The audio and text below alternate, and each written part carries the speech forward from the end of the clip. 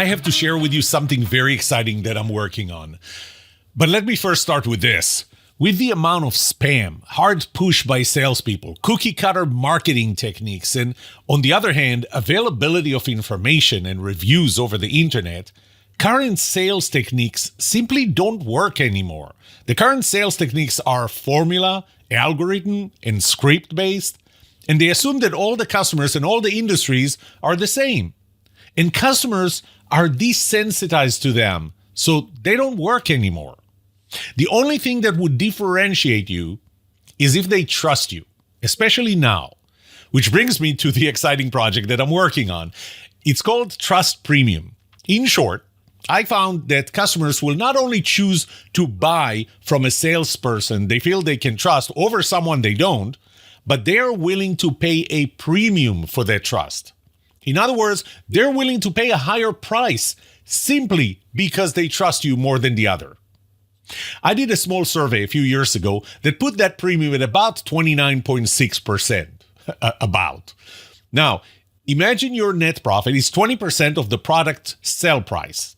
Now imagine that you could increase your price by 29.6% without changing anything in the cost structure. In fact, without changing anything other than ensuring the customers trust you or your salespeople. This will increase your net profit by 150%. Let me say this again. Your net profits will be 2.5 times higher simply because they trust you more than the competition. Is that interesting? So, I just launched a major research project with tools, assessments, training, processes, a new website, a new trademark, and a lot more. But I want to acknowledge a good friend of mine, Mark Hunter, the sales hunter, who planted this idea in my head over lunch. We were brainstorming over lunch a couple of months ago. Welcome to season 11 of The Trust Show. I'm opening it with a bang. I'll tell you a lot more right after this.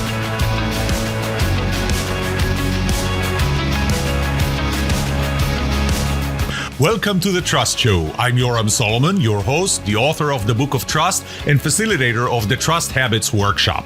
My mission is simple. I want to help you form habits that build your trustworthiness, because the answer to this question will have the biggest impact on your personal and professional success or failure. Can I trust you?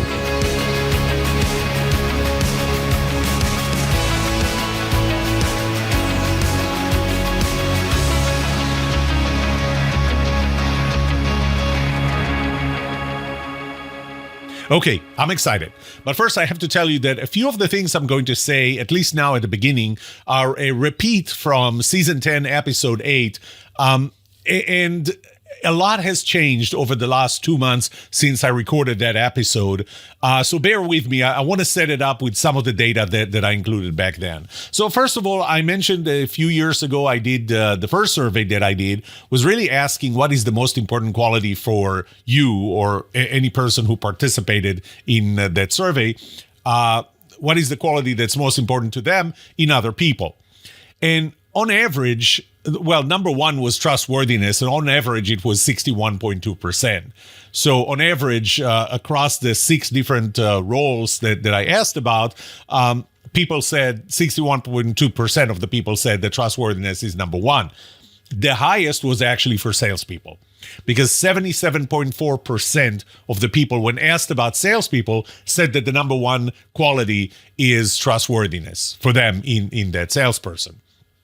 So, I decided at that point to kind of ask people to put their money where their mouth is, and I did a second survey. In the second survey, I gave a scenario. Now, the scenario was around a remodeling project estimated at about $10,000 in your house, and I asked I provided, in that scenario, I provided description of 2 salespeople. One that had all the characteristics of highly trusted.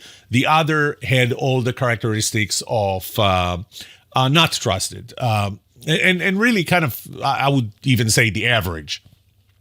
salesperson. No, not that the average salesperson is not trusted, but the average salesperson. So not as trusted as the first one. And then I asked if both came in with a proposal for exactly the same amount, exactly the same work, which one would you choose? You know, people thought this was a trick question. It wasn't a trick question, but 100% really chose the trustworthy one, which, you know, makes sense. And, you know, the two coming in, offering you exactly the same product or service, and for exactly the same price, and you trust one of them, you don't trust the other as much, who would you choose? Obviously, you're going to choose number one. Well, what if the trusted one asked for 10% higher price? I still had 100% of the people choosing that one, the trustworthy one, even at 10%. So we've already established the trust premium definitely at 10%. But to me, the trust premium is when it hits 50% probability. So when do we get to the point where people say, well, I'm right there in the middle?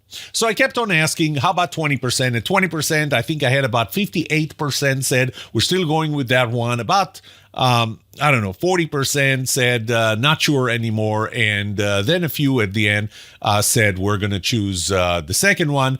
And even fewer said, we're not going to choose any of them. So it's still split between them, dramatically heavy in favor of the trustworthy one. Then I asked about 50% higher price, 50% higher price. Still had over 20% who said we're going to go with the trustworthy one. So the trustworthy one could charge $15,000. And I was very clear that 50% means $50,000. Even at $15,000 from the trustworthy one versus $10,000 from the other salesperson, you would still take the trustworthy one. Now, I took all of this in combination and through a formula, I got to this number, 29.6% I mentioned before. So on average, people are willing to pay 29.6% higher price in the construction industry for a remodeling project worth about $10,000. And I need to emphasize this, and you'll see in the future, later, you'll see why.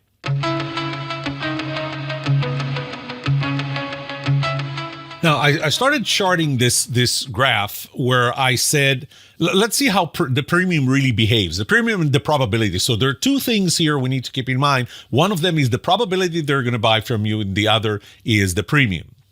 So we're going to start, our starting point is average trustworthiness, same price. So two salespeople or two professionals, because this applies to professionals selling their services. So think photographers, financial advisors, people who are selling something, a service or a product. So we're starting at average trustworthiness. They're both equal, both at the average, both offering the same price. What's the probability of purchase? 50% each one, right? There's no other data that would prefer one over the other. What's the premium to buy from one versus the other? 0. Because nobody is better than the other. I mean, as soon as one of them offers or asks for $1 more, they probably just lost the business. But as the level of trust starts going up for one of them over the other, we're leaving the other as average and the same price.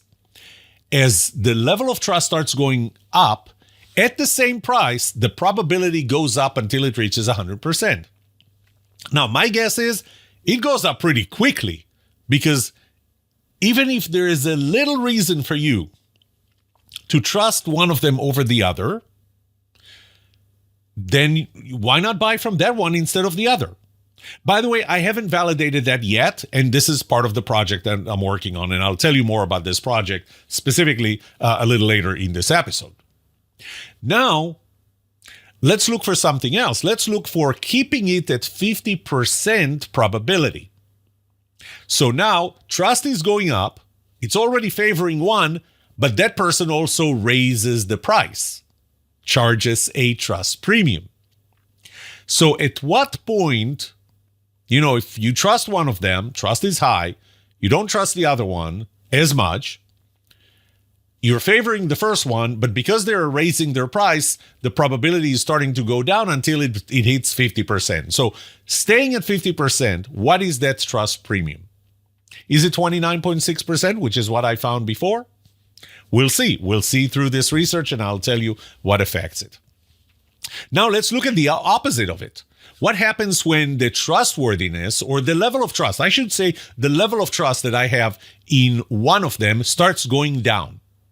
At the same price, the probability goes down until it reaches 0%. My guess, it happens very, very quickly. So if there is a reason for you to know that you should distrust one of them more than the other, even by a little, there's absolutely no reason for you to buy from this one. So you're going straight to 0% probability I'm going to buy from this one, which brings it to 100% to the other one.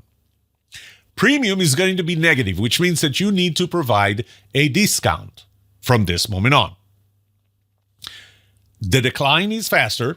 That's my guess. So the premium is going to, or the discount you're going to have to provide. By the way, did you know that the English language does not have an antonym, an opposite for the word premium? I looked for it. There is no negative premium. So we're just going to call it negative premium. The decline is going to be faster. I mean, and I'm guessing that this follows some of the research that I found before, personally, and through things like the Losada ratio, the prospect theory, and other research was done before me that says we respond worse to negative things than better to positive things. This is the same reason why we are much more likely to post a negative review if we had a negative experience than to post a positive review if we had a positive experience. So if that's true, the decline is going to be faster. Now, I think that if they're asking for the same price and one of them is less trustworthy, that decline, I mean, it probably goes to zero like immediately. But if it's not, if the price is actually discounted by the one you trust less, now it's a decline in the probability that we're going to buy, or the negative premium probably happens faster as trust goes down or distrust goes up, on the other hand. So I do want to mention that, again, I want to kind of summarize it and say that there is a trust premium and there is a distrust negative premium, unpremium. I don't know if I can call it an unpremium. The more distrust we have, the lower the probability. The more distrust we have, the bigger discount you have to provide.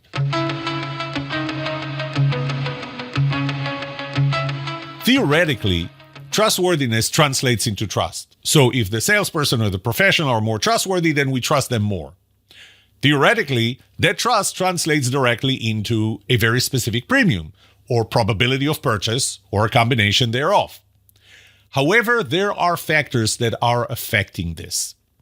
And there are several types of factors, and I created a very nice graphic that will be on the website and in future presentations I'm going to make.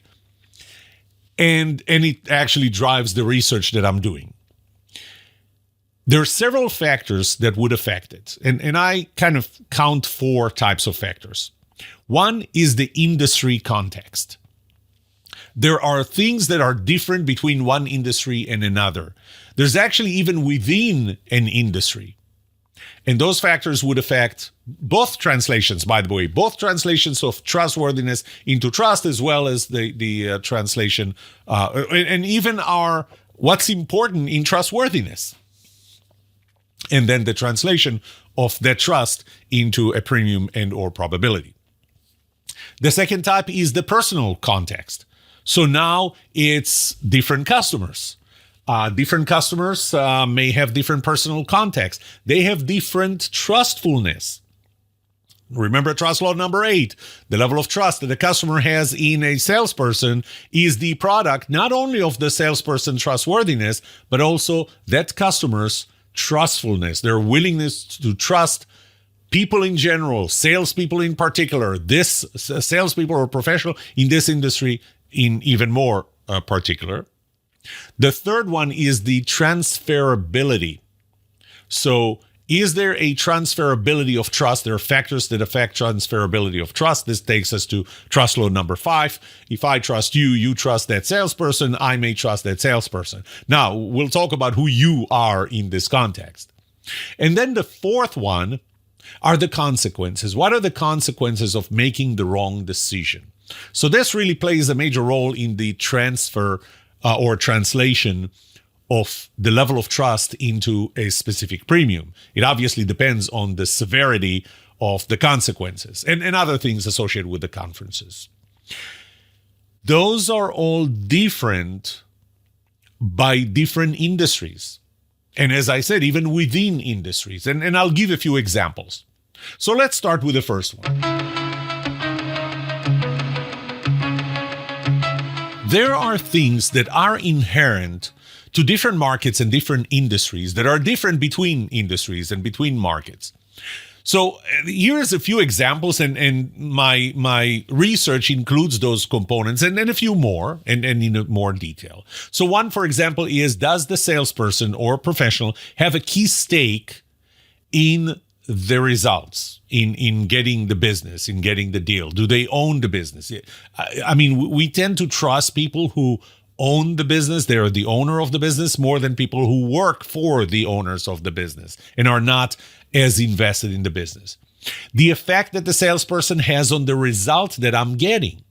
So sometimes you deal with a salesperson, but then you know that other people will provide the service, the installation, the support. Other people will be the point of contact, at which point the trust or the trust that we have in a salesperson, for example, would play a smaller role. Is the pricing standard? Are the products commodities? Are there alternatives to these products that I can get from others? Obviously, if the pricing is non-standard, that price might play a bigger role than trust. If the prices are not standard, if the prices are standard, if there are no alternatives, obviously the trustworthiness will play a smaller role because you're going to focus on the product itself. How about the product and the service features? How important are they? Risk reduction. Is there any risk reduction built into it? Because if something can reduce the risk, then I need less trust. I don't need as much trust because I have other ways to reduce that risk. Like I can pay later. There is a money-back guarantee. There is a warranty. I can try the product. The free trial. Things like that reduce the risk. And if they reduce the risk, then I don't need as much trust to get over my risk tolerance bar. Is this a long-term or a transaction type business? If this is a transaction type business, then maybe trustworthiness is not that important. Maybe I need to focus on other ways to compensate for the risk. Is it an important relationship? Is this relationship going to be easy to switch out of? So let's say that later down the road, I realize that I made a mistake. How hard is it to get out of it? So those are different, but they are in the context of market and industry. So different markets, different industries have different characteristics in those categories. Next group is the personal context. This is me, the customer, my trustfulness. So first of all is information availability. Is there information available? Now, we can argue that this fits into the industry and market characteristics. Some markets have more information, some have less. But I'm combining that with there's not only information available, but there's my knowledge and the research and the experience that I have in actually going after that information, getting access to that information. Another part is my assessment of the complexity of what I'm trying to buy. Is it so complex that I need to trust the salesperson more, or is it so simple that I don't need to trust them very much? I can figure it out for myself if what I'm buying is the right thing or not. My knowledge of what the prices should be. They just came up with a price. How much do I know what the price should be? The less I know how much the price should be, the more I need to trust the salesperson and give a premium based on that. Am I a risk taker or an early adopter of new products, new technologies? Am I willing to take more risk? The more risk I'm willing to take, the less I need to trust a salesperson. The less risk I'm willing to take, the more I need to trust them. Am I a person, this goes now to my trustfulness, am I a person that trusts people in general? Do I trust this kind of profession? So let's say financial advisors or photographers. Do I, in general, trust them? And obviously, it's based on my experience. We are the sum of our experiences. Do I trust the brand? So this is especially when what you have is not someone who is the business, but someone who represents a business. The next group is transferability. So remember trust law number 5, I trust you, you trust the salesperson, then I trust the salesperson. But transferability can take multiple shapes, different shapes. So first, are there reviews that are available? Are there a lot of reviews that are available by people that I don't know? Do I trust them? So now we're talking about the quantity of reviews or transferable trust. Then there are personal recommendations. This is less about quantity, more about quality. So this is when I ask someone I know or I get a recommendation from someone I know. And I have to admit, often that's what I do. I don't trust the person or people who are offering me the services. And therefore, I'm asking people I know, who do you recommend to do a pool remodeling, for example? So personal recommendations, more quality, less quantity. How about references that the service provider, the professional, the salesperson has offered and whether they checked out or not? So those are all affecting the transferability. Again, we can argue that reviews are more kind of industry market related versus, standing on their own because they're different between market and market. But it really doesn't matter. That categorization doesn't matter. What matters is what do we end up in terms of premium and willingness to switch. Next, and this is a big one, are the consequences of making the wrong decision. So what would happen if I chose one and it turns out that I chose the wrong decision, that I made the wrong decision? So the first question is, now those consequences can be monetary or otherwise. So take, for example, an investment advisor. What's the risk? The risk is that I lost money. Think about a surgeon. What's the risk? The risk is that I lost my life, and even worse, I lost the life of someone I care about. So the consequences don't have to be monetary. How significant are they? So for example, let's take photographers, and just so that you don't think that something like photographers is a unified market, it's not. Because if you take a studio or headshot photographer versus an event, or let's say a wedding photographer, okay? So what's the worst thing that can happen? What are the negative consequences of making a mistake by choosing the wrong studio photographer? So we're doing a photo shoot. I'm spending a couple of hours. They take photos or headshots. Then they send them to me and I look at them and I go, well, that's crap. I can't use that. What are the consequences? Well, I lost money. I lost time. Both time where I was at the studio and time where I really needed those pictures and now I don't have them. But that's it. Those are the consequences. How am I going to fix it? Well, I'm obviously not going to go to the same person. I'm going to go to another person, another photographer, studio or headshot photographer, and that's it. How about a wedding photographer, an event photographer? I'm marrying my daughter. Not really, but hypothetically, I'm marrying my daughter and I'm hiring a wedding photographer and I get the pictures and they're crap. that wedding is not happening again, hopefully. So those consequences are a lot higher. And by the way, even if the cost was exactly the same, the consequences are still going to be higher here. So it's not just about the money. Now, the next component of consequences, how easy it is for me to know that I made a wrong choice. Or, in adopting new technologies, the term is observability. Can I observe and know that I'm making the wrong choice? And combined with that is how easy it is to stop it and correct it. You can, if there is a process where early on you can tell this is not going in the right direction, I'm going to stop it now, minimize the damages, the consequences, and correct it. How hard is it? How easy is it? And finally, how significant is the benefit and the reward if I did make the right choice? Because that would have an impact as well. How significant are the benefits and the rewards? At least I think it's going to have a significant impact.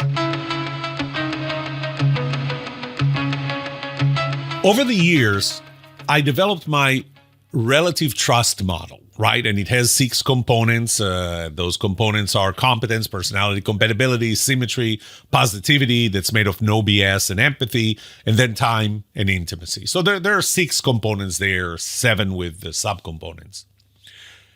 Now the question is, do they translate into trustworthiness exactly the same way for different industries, different markets, different types of relationships? And I'm going to assume that they're not.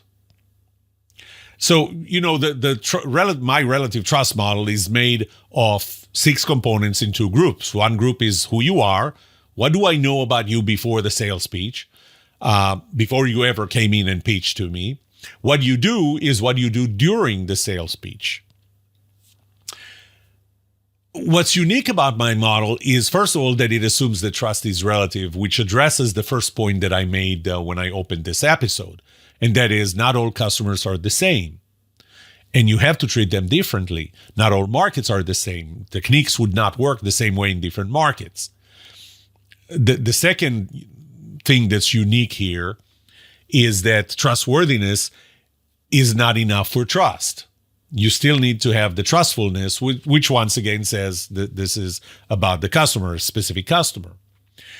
The third thing, there is another one that really doesn't relate here. It relates more into organizations, so I'm not going to mention it. But the third one here is that in order to change something, you have to build new habits, to form new habits. And I'll talk more about that when I talk about the process. So I'm assuming, thinking about it enough, that even those 6 components are not going to translate into trustworthiness exactly the same way, which is why they're part of my research.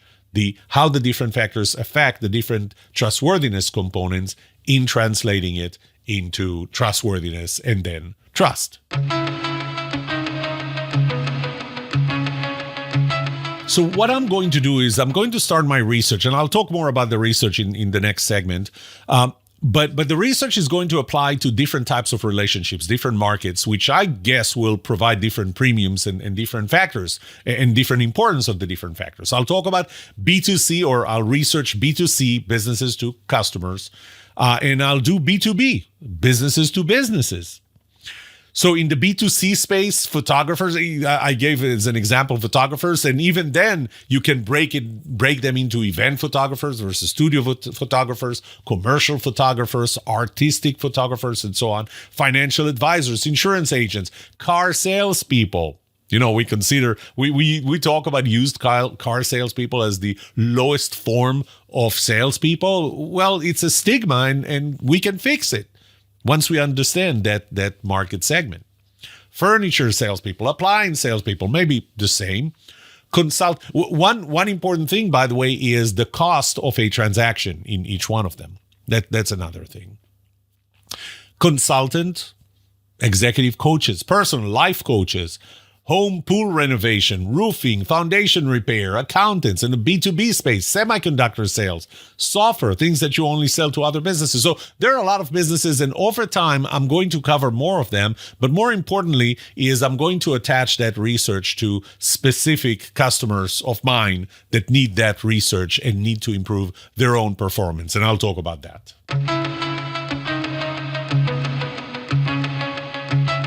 Let's talk about the research I'm about to embark.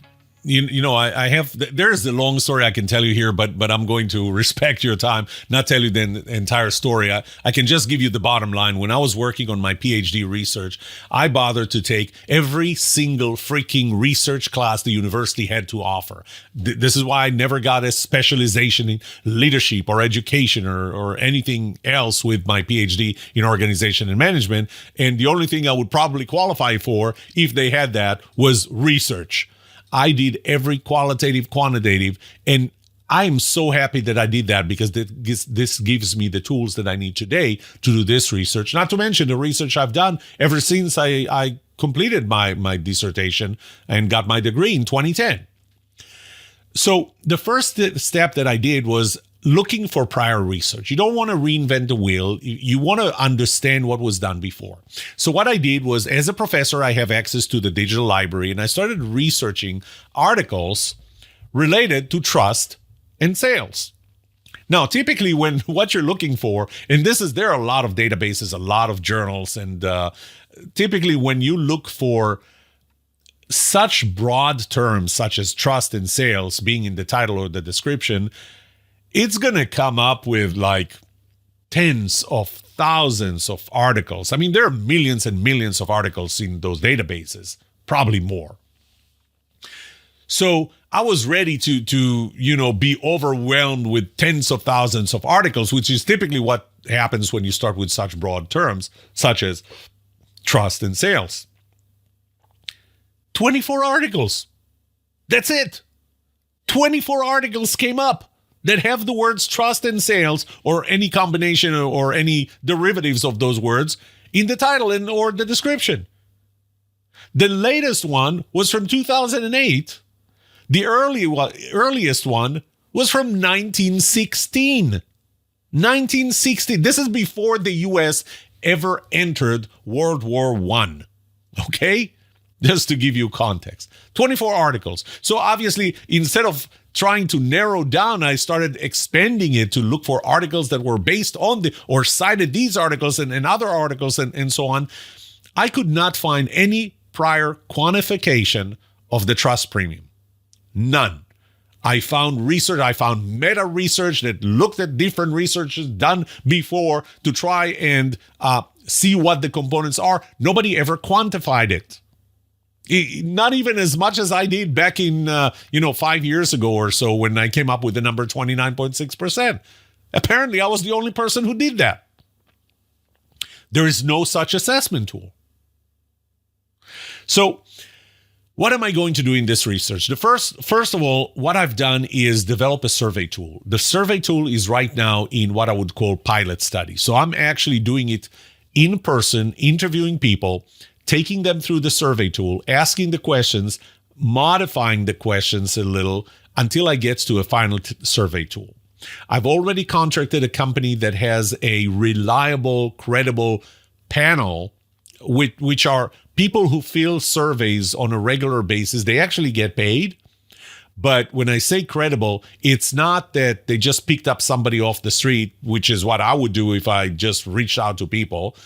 But they actually have people that consistently were reliable in answering surveys and took it seriously. So I contracted a company, and we're going to get this to probably initially about 200 people. And we're going to get the results for one industry, one type of relationship. Then I'm going to continue and start getting more statistics for different industries because it will do several things. One is it will show me that how different customer demographics will act differently. It will show me how different characteristics that are different between industries would affect, remember, the translation between trustworthiness and trust, and between trust and premium. So, for example, different demographics, how they have an effect. Just think about the income level as a demographic when you hire a financial advisor. Would that affect the level of trust or the level of premium you're willing to give? I bet it does. And here's the big deal. Right after I'm done with this first evaluation and testing of that survey tool, I'm starting to offer a service. So let me tell you about this service. It has several parts, and this is going to be all in the website that should be ready by November. First step, let's say that you have a company, you're a salesperson, you're a service provider, whatever, you are trying to get a trust premium. The first thing we do is we identify your customer demographics.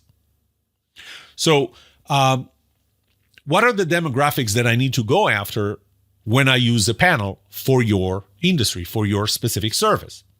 Then I'm going to do the panel. Now, we need to keep in mind that there are three components that play here. One is the confidence level, which typically sits at 95%. So I'm 95% sure that the results I'm getting represent the entire population. Then there is the error margin. So when I tell you that it's 29%, it's plus minus what? And it's recommended to keep it between 2 and 7%. Like, for example, we have a huge population for pretty much everything. I mean, when we go, I think, beyond 10,000 people in the population, the numbers don't change anymore for error margin. So let's just say that it's a huge population. If we only survey 100 people, we have a 10% error margin, which is a little high. If we survey 200 people, we're going to have 7%, 300 people, 6%, 500, 4%, 1,000, 3%, 2,000, 2%. I don't recommend going, and I'm not the only one, not recommending going below 2% error margin. Now, of course, what we can do is say we don't want 95% probability, 95% confidence level. We want 99% confidence level, which would take 2,000 people to 3% error margin. I know I gave you too much here. All I'm trying to say is there are three things: confidence level, the error margin we're willing to take, and both of those will dictate the price that I will be charged by the panel company, and I will pass along to you. So now we're doing a panel survey. What we're going to find out is what is the maximum premium for being trustworthy for that demographic. So we identified the demographic. We know what your industry is. I ran the panel. As a result, I'm getting what is the maximum premium that people are willing to pay when they hire a trustworthy salesperson versus the average one. We're going to find out what affects it. What are the components that affect it? Whether they're industry related, whether they're personality related, and especially as they relate to trustworthiness. So, once we identify that, first of all, we may come up with, you know what, there's no premium in your industry. Don't worry about it. I'm going to guess we probably are never going to find that. But we may find you're going to say, well, the premium is only 10%. I don't want to work too hard for 10%, which, I don't think is smart, but that's your decision. Then we're going to find out what are the trustworthiness components that in your industry with this panel have the biggest impact on the premium.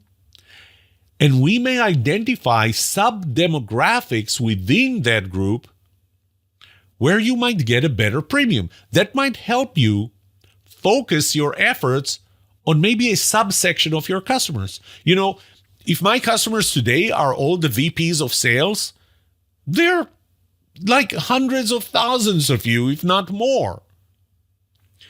What if I could identify a group that would have a bigger impact for me, or a bigger impact on the premium? Whatever characteristics we have for them. So that's what we're going to find out. Now, the next thing is we get the premium, we know what the premium is. The next thing we want to do is we're going to send the assessment tool, which is very similar to the survey tool, with the exception of in the trustworthiness components, the questions are not going to be how important or what is the impact of a certain characteristic on the premium. The question will be, how would you rank that salesperson in that component? And again, they're I'm not just going to ask how are you going to rank their competence. I'm actually going to ask specific questions. So now we know how important it is. We know what the impact on the trust premium is. Now we can assess your salespeople. We can do it generally. We can do it per salesperson. So this time, we're not sending it to a panel. We're actually selling it to your current and maybe prospective customers. But this time, you're going to be the one sending it. I'm going to be the one getting the answers. We're going to find what your margin could be. We're going to find out how it could be improved. And that leads to the final stage, which is based on that, we're going to develop and deliver customized Trust Habits training program. Trust Habits is my system to form new habits that will change old behaviors, that will build trust, and in your case, generate a trust premium. So we're going to, instead of hitting all of the possible characteristics, we're going to go with the 80-20 rule. We're going to identify where is the biggest impact, and that's what we're going to work on. So 4 stages. The first one is I'm doing a panel survey to find out the characteristics of your specific industry and your specific target segment, customer segment. We're going to find out what the premium is, what affects it. We're going to send an assessment tool to your customers and prospective customers to see where you rank. And we're going to develop and deliver a customized Trust Habits training program just for you. Again, my expectation is that the availability is going to be around November, November 2023. So keep checking trustinsales.com. That's the website. Right now, it's going to say that it's under development, under construction, trustinsales.com. Or you can reach out to me at yoram@trustinsales.com. As you can tell, I'm very excited about this project. It's been working on it for the last 2-3 months. You'll hear more soon. Just to summarize, the value to you is you get to learn what trust premium is in your industry. It would help you segment your customers better to get those who value your services more than others. It will help identify how your salesperson, your sales force, or yourself, if you're the one selling, how you're doing relative to this industry. It will identify what you can do to improve your trust premium, such that you can increase the probability that customers will buy from you and the price premium that they're willing to pay because they trust you. And then we're going to train you. Until next week, may trust be with you. This is The Trust Show.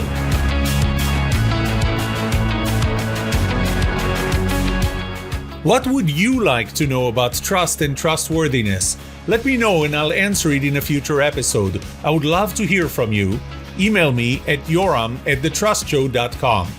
If you like this episode, subscribe to the show so you will automatically get notified when I release a new episode. Rate it. Write a review for this podcast because those ratings help not only you, but also others looking for podcasts just like this.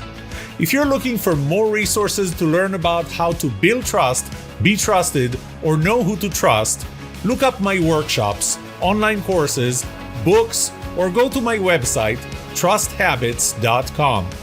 And remember that the answer to these 2 questions will have the biggest impact on your personal and professional success or failure. Can I trust you? And can you trust me? Thank you for listening or watching The Trust Show.